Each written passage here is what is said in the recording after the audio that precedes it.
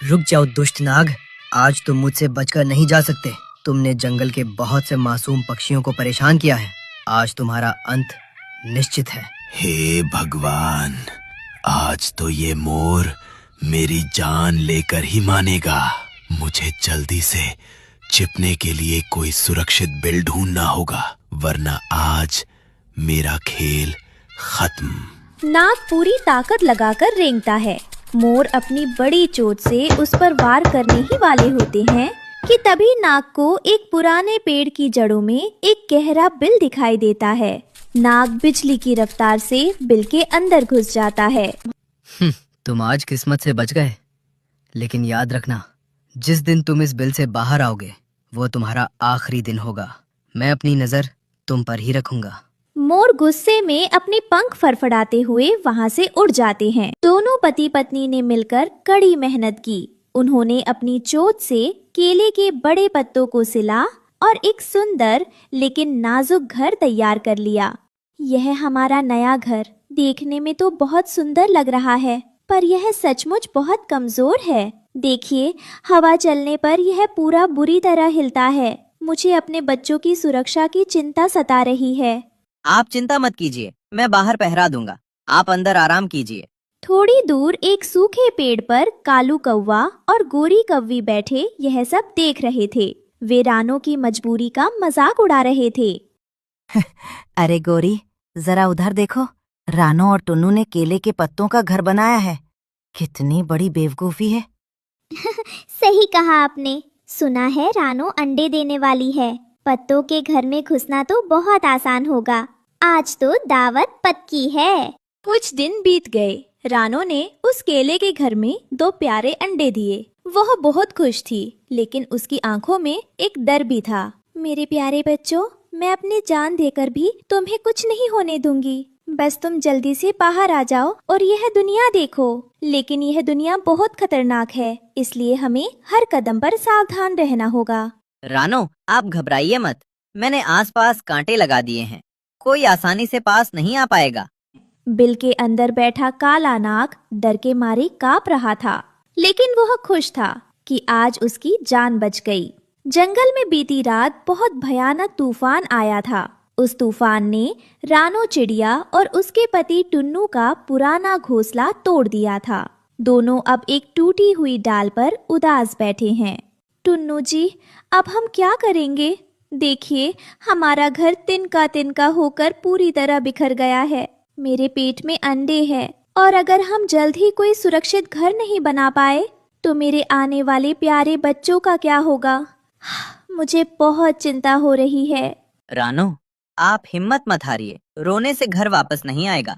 हमें जंगल के दूसरे कोने में चलना चाहिए, जहाँ केले के बहुत सारे पेड़ हैं। रानो और टुन्नू उड़ते हुए नदी किनारे पहुँचते हैं। वे बहुत थके हुए हैं, लेकिन रुक नहीं सकते। रानो, देखिए सामने वो केले का बगीचा। वहाँ बड़े बड़े पत्ते हैं। हम तिनकों का इंतजार नहीं कर सकते। हम केले के पत्तों से ही एक बड़ा घर बनाएंगे। पर टुन्नू जी, आप क्या कह रहे हैं? केले के पत्ते तो बहुत कच्चे और नाजुक होते हैं। क्या वो इतनी तेज धूप और आने वाली बारिश को झेल पाएंगे? मुझे बहुत डर लग रहा है कि हमारा घर टिक पाएगा या नहीं। हमारे पास और कोई रास्ता नहीं है। हमें आज रात होने से पहले ही सर छिपाने की जगह बनानी होगी। कालू कौवा उड़कर नीचे जमीन पर गया, जहाँ एक पुराने बिल में काला नाग रहता था। नागराज, आप यहाँ भूखे बैठे हैं और वहाँ ऊपर पेड़ पर रानो चिड़िया के ताजे अंडे रखे हैं। वो घर एकदम कच्चा है, आप आसानी से चढ़ सकते हैं। शुक्रिया कालू, बहुत दिन से शिकार नहीं मिला। आज रात मैं उन अंडों को चट कर जाऊंगा। रात हो चुकी थी। जंगल शांत था। तभी रानो को सरसराहट की आवाज सुनाई दी। काला नाग पेड़ के तने पर चढ़ रहा था। टुन्नू जी, जल्दी जागिए, जागिए। नीचे देखिए, काला नाग तेजी से ऊपर आ रहा है। ये हमारे मासूम बच्चों को खा जाएगा। हमें कुछ करना होगा। हे भगवान, ये तो बहुत बड़ा है। हम इससे लड़ नहीं सकते। रानो, आप दरवाजा बंद रखिए, मैं मदद लेकर आता हूँ। टुन्नू अपनी जान की परवाह किए बिना अंधेरे में तेजी से उड़ा। उसे समझ में नहीं आ रहा था कि इतनी रात को कौन मदद करेगा। मुझे जल्दी करना होगा। अगर देर हो गई तो रानो और मेरे बच्चे नहीं बचेंगे।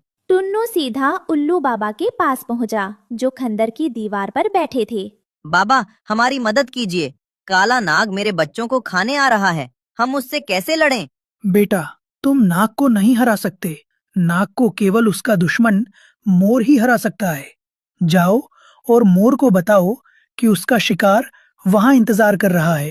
टुन्नू उड़कर पहाड़ी पर गया, जहां महाराज मोर सो रहे थे। टुन्नू ने बहुत हिम्मत जुटाई। महाराज, महाराज जागिए। केले के बगीचे में एक बहुत मोटा काला नाग आया है। वो बहुत सुस्त है। आप उसे आसानी से पकड़ सकते हैं। अच्छा, काला नाग। मुझे बहुत जोर की भूख भी लगी थी। चलो, रास्ता दिखाओ। इधर नाग रानो के घोंसले के एकदम करीब पहुंच चुका था। रानो अपने अंडों के ऊपर पंख फैलाकर बैठी थी। तभी बिजली कड़की और मोर वहां पहुंच गया। दूर हटो दुष्ट नाग, तुम इन बच्चों तक कभी नहीं पहुंच पाओगे। तभी मोर ने नाग पर झपट्टा मारा। खच! मोर ने नाग को पंजों में दबोच लिया और एक ही बार में उसे लेकर दूर उड़ गया। रानो और उसके अंडे बाल बाल बच गए। सुबह का सूरज निकला। खतरा टल चुका था। उसी सुबह रानो के अंडों में दरार आई और 2 नन्हे चूजे बाहर निकले। देखो टुन्नू जी, हमारे प्यारे बच्चे इस दुनिया में आ गए। कल रात अगर आप इतनी समझदारी नहीं दिखाते और सही समय पर मोर महाराज को नहीं बुलाते तो आज हम इन्हें नहीं देख पाते। ये सब आपकी ममता और ईश्वर की कृपा है रानो। अब हम केले की फसल बेचकर पक्का घर बनाएंगे। मुश्किल समय में सूझबूझ और हिम्मत ने उस गरीब परिवार को बचा लिया था।